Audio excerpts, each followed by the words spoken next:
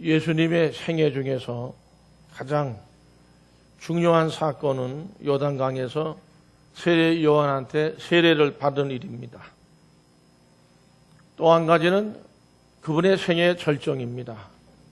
골고다에서 십자가를 지신 사건입니다.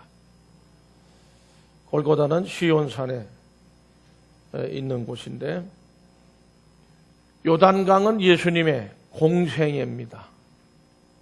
30년 동안은 사생활을 하셨습니다. 가정을 위해서, 형제들과 부모를 위해서 생애를 살으셨고 3년 동안은 하나님의 복음 전파를 위해서 구원의 복음을 증거하기 위해서 죄인들을 위해서 살으셨는데 그 공생애의 출발점이 요단강이었었습니다.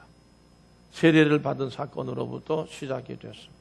천국이 가까이 왔느니라 외치시면서 골고다는 예수님의 어디죠?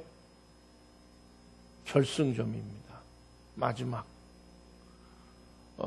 골라인이었는데 요단강에서 예수님은 자기의 일생을 위한 중요한 결심을 하셨습니다. 이제 골고다를 향해서 출발해야 된다. 그런 어떤 결심하셨고 끝내 골고다에서 예수님은 예수님의 결심을 실행으로 옮겨갔습니다.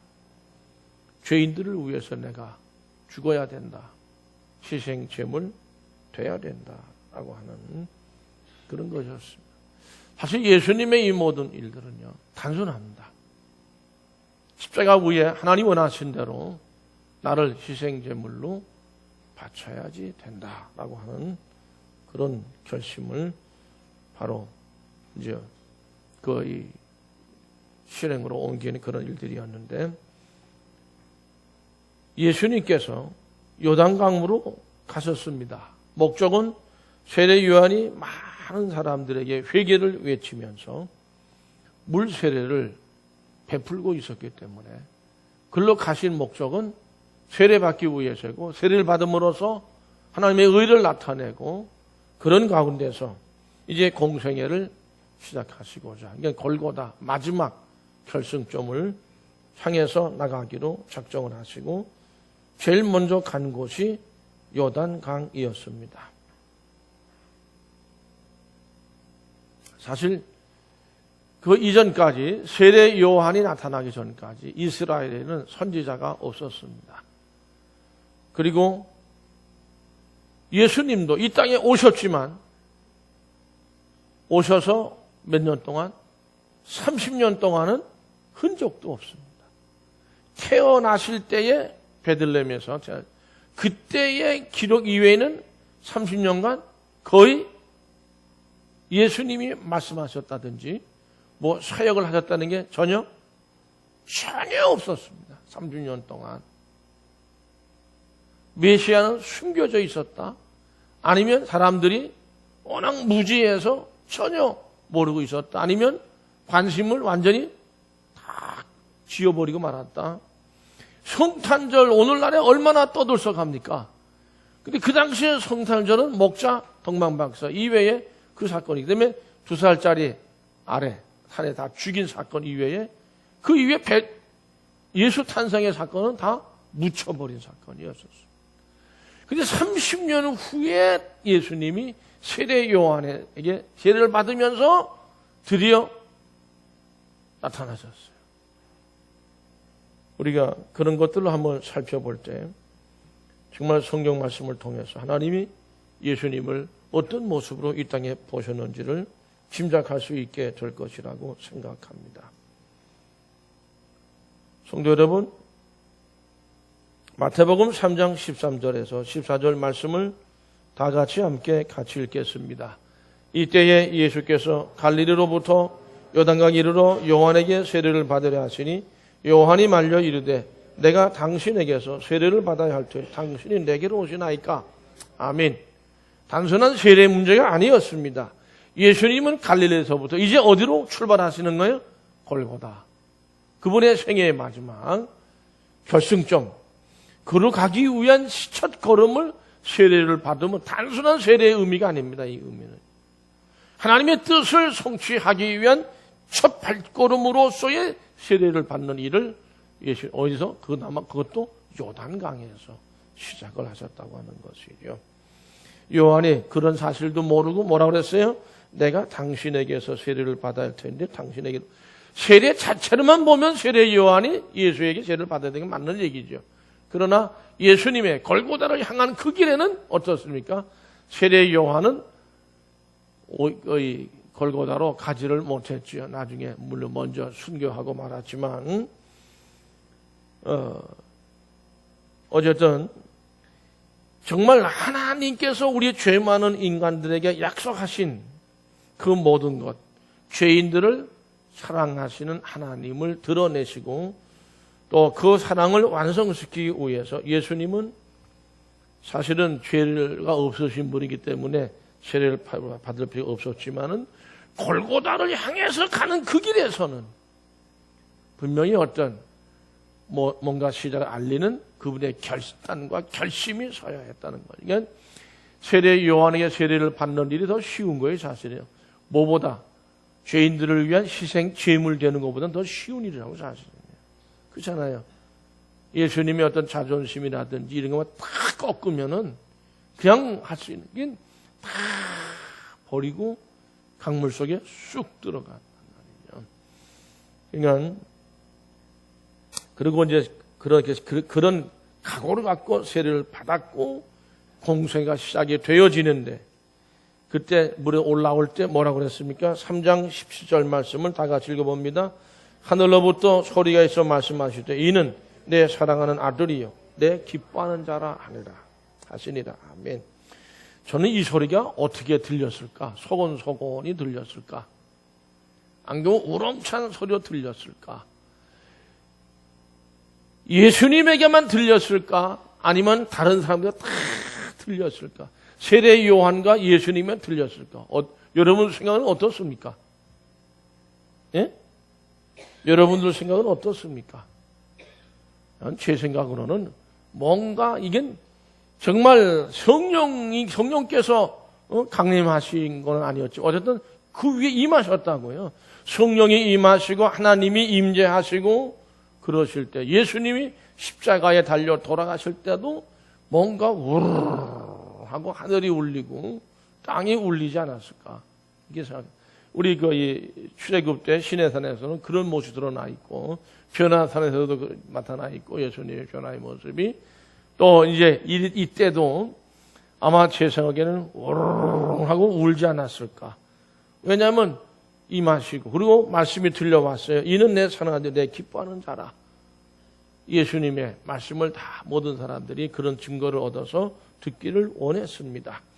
오늘 새벽에도 그런 말씀했지만은 저는 금년에도 또 그 소리를 들어서 뭐하러 죽을 고생하면서 사서 고생을 설악산을 가느냐. 사서 간 거 아니에요. 나 걸어서 갔지 그냥 차 타고. 근데 한번 가봐. 멋있어. 오늘 새벽에 어제 새벽에 그런 얘기했는데 저 이 계곡, 이 천불동 계곡 따라 오래간만에 그리로 올라갔어요. 근데요 바람이 밑에서부터 위로 그냥 막 휘가 막 바람이 부는데 그 소리가 대단합니다. 오르르 오르르. 이야, 이게 아마 시내산 위에서 하나님의 소리가 있었다. 오순절날 성령의 바람 소리가 울렸다. 나는 그렇게 해석했어요. 이야, 굉장합니다. 산 전체가 우르르 아주 으르릉 되는 것 같아요, 좌우지간에. 그도 올라가다가 또 그냥 위서부터 바람이 막 휘가 막 계곡 타고 내려오는데 소리가 우릉우릉해요. 우릉우릉 하는 거예요, 그냥. 이게 성령 강림. 난 올라가면서 성령 충만해서 올라갔다니까. 에? 야, 이 시내산에서 모세가 경험한 소리도 이런 소리였을 것이다. 에? 아휴, 진짜. 그 이번에 아주 색다른 경험을 했어요, 저는요. 늘 그런 거 있긴 있었는데, 이번에 느낀 거는, 굉장했어요. 야, 그렇다. 소리라고 하는. 하나님이 임재할 때 소리가 나요. 이건, 이때도 아마, 적어도 세례 요한까지는 들었을 것으로 봅니다. 세례가 다른 사람은 못 들었는지 몰라도 그런 어떤 신비한 현상이 있었다고 생각합니다. 결국 이 요단강에서 예수님은 하나님의 죄인들에 대한 사랑을 확인하시고 그렇게 하시고 골고다를 향해서 출발하셨다. 요단강에서 첫 발걸음을 뛰기 시작했다. 예루살렘으로. 그리고 골고다를 향해서 이렇게 그러니까 그때에 성령께서 임재하셔서 그렇게 말씀을 증거를 하셨다고 하는 것이죠. 우리들은 예수님처럼 어느 한순간에 신앙생활 속에 있어서의 인생의 삶, 뭔가 나는 지금 이 길을 가야 된다 라고 결단하고 결심하는 이런 때가 또 그런 일이 그런 순간이 있어야 된다고 생각합니다. 자기의 인생을 돌아보면서 또 그리고 내 삶을 사랑하고 내 가정과 내 가족을 내 교회를 내 교회 모든 성도들을 사랑하는 이런 내가 할 수 있는 어떤 전체 뭔가를 힘쓰고자 하는 그 어떤 그 모든 것을 결심하고 결단하는 그런 때가 있어야 되지 않겠느냐 생각합니다. 오늘 유행가 가사에 눈물 주고 정도 주고 이런 가사 노래가 있었어. 눈물만 주고 정만 주는 게 아니고 땀도 주고 피도 주고 살을 쪼개어 주신 예수님. 정말 그런 그분 정말 하나님의 그 사랑을 온전하게 다 나타내시기 위해서 3년 동안 골고다를 향해서 나가셨다고 하는 것. 자기를 위해서 30년, 가정을 위해 30년이었습니다. 자기를 내어준 3년의 그런 생을 결정짓는 말이죠. 그런 순간이 요단강에서 있었습니다. 예수님도 그 순간에 자기 자신을 완전히 새롭게 한 순간이었다고 여겨집니다. 이제는 내가 더 이상은 미룰 수 없습니다. 하나님. 그때 하늘에서 올려온 음성이 뭡니까? 이는 내 사랑하는 아들이고 내 기뻐하는 자라. 사랑과 기쁨의 어떤 하나님의 인정하심을 예수님이 받으셨습니다. 그와 같이 우리도 예수님에게 그런 사랑과 인정을 받는 사랑받는 성도들이 되실 수 있기를 축복합니다. 주님을 위해서 살아가는 우리, 하나님을 위해서 살았던 예수님. 우리는 이제 주님을 위해서 살아가는, 그래서 자기 몸을 예수님이 내어준 것이 우리들도 우리 몸과 마음과 영혼과 생명까지도 정말 예수님의 사랑하는 사람이 되기 위해서 내어드릴 수 있는 이런 우리의 어떤 결심, 결단 함께 할 수 있기를 간절히 바랍니다. 그리고 그 3년간에 걸쳐서 예수님이 단 한순간도 변함이 있었어요? 변함이 없었어요. 조금 이렇게 겟세마네 동산에서 흔들릴 때가 있었어요. 흔들릴 때는 있었지만은 변질되지 않았습니다. 십자가에 달려서 최후의 순간을 기다리는 예수의 입에서는 여러분 십자가에 달리셨을 때 어떤 고백을 예수님이 하셨습니까? 성도 여러분, 누가복음 23장 34절 말씀을 다 같이 함께 읽겠습니다. 이에 예수께서 이르시되 아버지 저들을 사하여 주옵소서. 자기들이 하는 것을 알지 못함이니이다 하시더라. 그들이 그의 옷을 나눠 제비 뽑을세. 아멘. 아버지 저들을 사하여 주옵소서. 이거는 예수님이 모든 죄인들의 죄를 다 사하신다고 하는 것에 대한 십자가 위에서 살아 생전에 저들의 죄를 사함받는 것을 받기를 위해서 기도하셨던 예수님의 모습, 그렇게 빌었어요. 저들이 아무것도 모르고 저런 죄를 저지르고 있습니다. 라고 하는 그 마지막 말씀을 하셨습니다. 예수님께서 마지막으로 가졌던 그 모든 것은 역시 죄인들과의 십자가에 달리신 사건이었어요. 예수님 많은 제자들을 만나셨고 많은 사람을 만나셨지요. 세리도 만나고 이방인도 만나고 헬라인도 만나고 말이죠. 많은 사람들, 거라사의 귀신들을 만나고 병든 사람도 만나고 정말 여러 종류의 사람들과 만나죠. 그러나 마지막 만난 사람은 누구였습니까? 강도였다는 강도. 마지막 만난 사람이 강도였습니다. 기분 좋아요, 나빠요? 우리들은 우리의 가치관이 뭐야? 기분이 나빠. 하필이면 왜 강도를 만나? 강도한테 찔려 죽는 사람도 많아. 요즘 신문 기사 보면. 에? 하필이면 강도한테 찔려 죽어 그래. 어쨌든 예수님이 강도를 만났다고.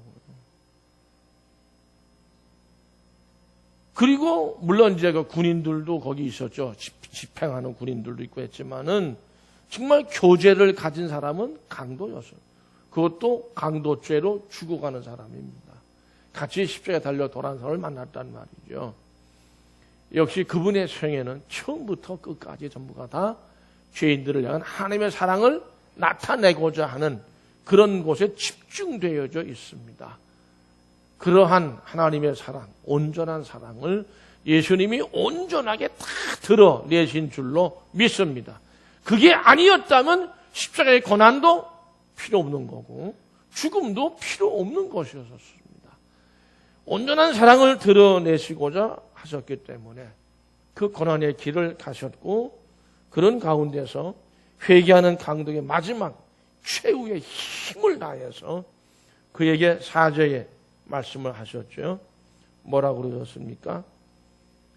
내가 진실로 너에게 진실로 너에게 나를 내가 오늘 나와 함께 낙원에 있을 것이라. 누가복음 23장 42절 43절만 같이 읽어보실까요? 이르되 예수여 당신 나라에 임하실 때 나를 기억하소서 하니 예수께서 이르시되 내가 진실로 네게 이르노니 오늘 내가 나와 함께 낙원에 있으리라 하시니라. 아멘. 강도가 한 사람은 어땠어요? 23장 누가복음 40절 41절 또 같이 읽어보실까요? 이르되 예수여 당신의 나라에 임하실 때 나를 기억하소서 하니 예수께서 이르되 내가 진실로 내게 이르노니 오늘 내가 나와 함께 낙원에 있으리라. 이거 왜 어떻게 잘못됐네요. 제가 좀 잘못.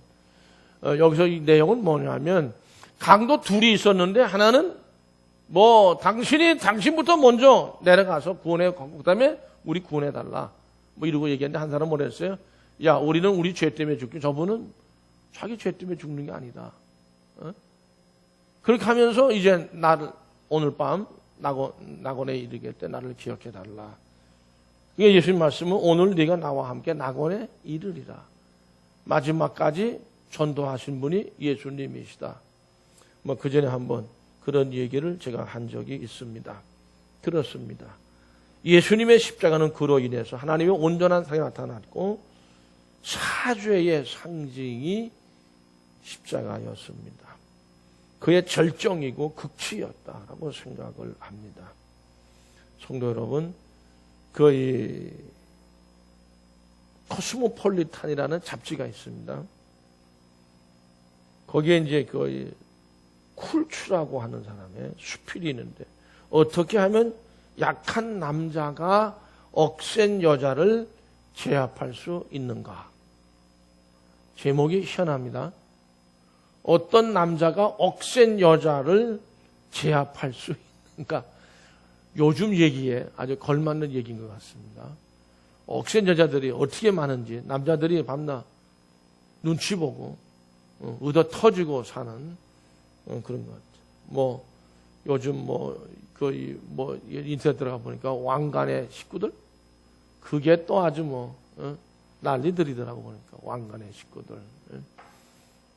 여기서 6.25 때 난리는 난리도 아니다, 야.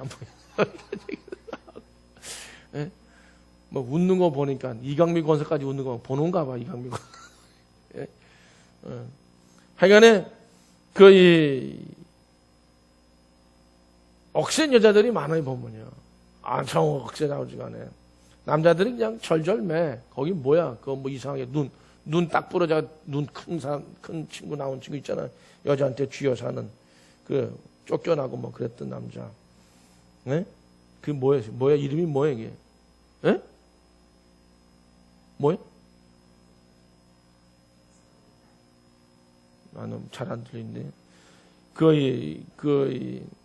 근데 이게, 결국에는, 남자들이 요즘 형편없어요. 형편없는데, 우리 같은 사람이야 간 크다 소리 듣고 살지만은, 근데 이게 그렇습니다. 이게 뭔가가 결국 어떻게 하면 약한 남자가 억센 여자를 제압할 수 있는가, 그런 글에 누구나 용서받아야 할 날이 온다. 잘못해가지고 받아야 되는데 상대방의 실수를 이용하려고 하면 사랑은 찢어지는 것이고 서로가 망한다. 그런 때가 오면 무조건 용서하라. 용서는 여자의 가장 약한 부분이다. 그러니까 남자가 억센 여자를 누르는 방법은 그 여자가 그래도 실수하고 뭔가 잘못하는 게 있을 거다. 이게. 그때 그걸 용서해주면 여자는 꼼짝 못한다는 거예요. 나도 좀 그런 날이 왔으면 좋을 것 같은 생각이 들어요. 남자의 경우도 마찬가지라는 거예요. 최대의 힘은 결국에는 용서, 사죄한다고 하는 겁니다. 물론 용서한다는 것이 과거를 변화시키는 것은 아니지만, 그러나 미래를 볼 때 미래를 더 넓게 만들어 준답니다. 그런 힘이 있다는 거죠. 용서는 지나간 일의 지우개는 되어줄 수 없지만 미래의 창문을 열어준다. 그런 내용들이 그 책에 나옵니다. 성도 여러분, 여러분 사운드 오브 뮤직이라는 영화 아십니까? 그게 요즘 또 다시 영국으로 다시 이렇게 리바이벌 된다고 하는 보도가 있었어요. 거기에 여자 수녀 이름이 뭐죠? 나중에 이제 관두지요. 마리아라고 하는. 근데 원래 그 사람이 원래 무신론자였다는 거예요. 원래가. 굉장히 반항적이고 기독교 신앙에 대해서 무신론자로서 자처하던 사람이었답니다. 물론 실화로 바탕으로 한 것이었지만은 대학 졸업반 때에 이제 제수잇 교회, 그러니까 캐톨릭의 제수잇 교단이라고 있어요. 거기에 이제 참여하고, 그때도 마태 순환곡이라고 하는 그런 어떤 음악이 너무 곡이 너무 좋아서 거기 매료가 돼서 같이 함께 참여하고 그러기도 했고 했는데, 그때에 이제 크로스더라고 하는 신부가 설교를 했답니다. 설교의 내용은 예수님께서 우리의 죄를 용서하기 위해 십자가를 지셨다. 내용은 그게 제목도 그렇고 내용도 내내 그 내용으로 쭉 이렇게 마태 순환곡의 음악의 배경으로 쫙 나오면서 그런 설교를 길지도 않게 그저 한 5분, 10분 정도 이렇게 설교를 하는 감동적인 그런 설교를 했답니다.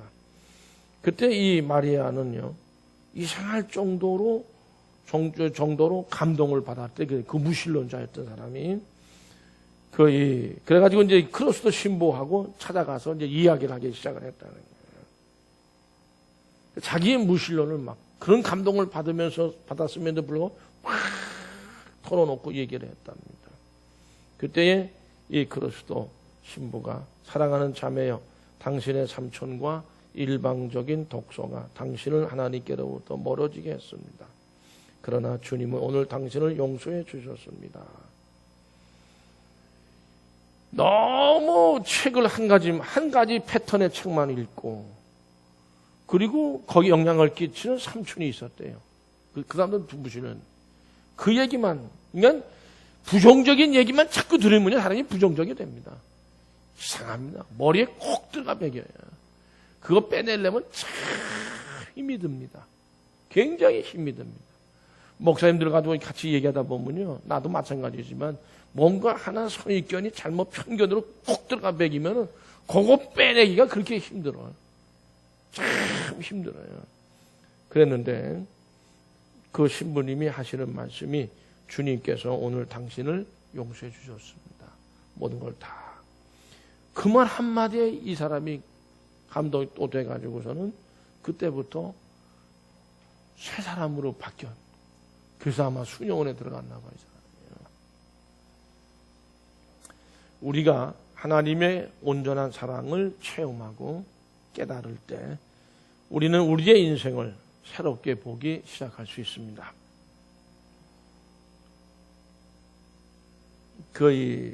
주리라고 하는 사람이 있는데 여자분입니다. 그분이 이런 말을 했습니다.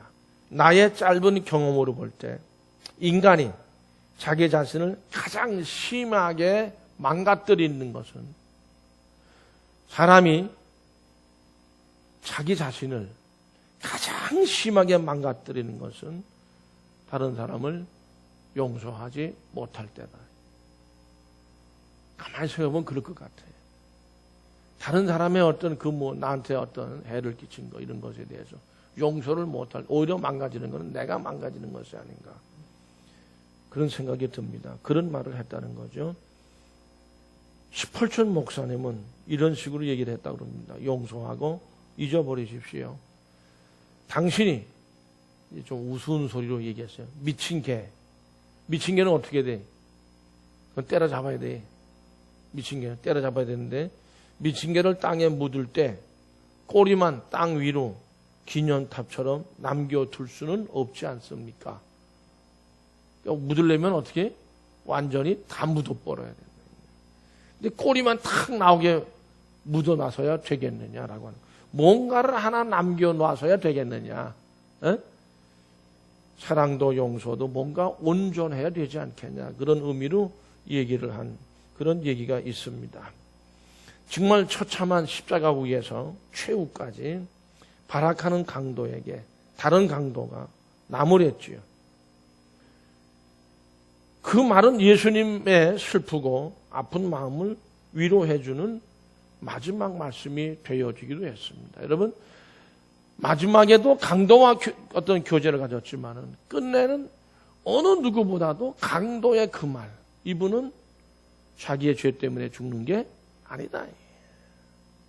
이게 어쩌면 예수님의 큰 위로가 될 것이다. 죽어가는 사형수의 말을 통해서 위로를 받아야 했던 예수님.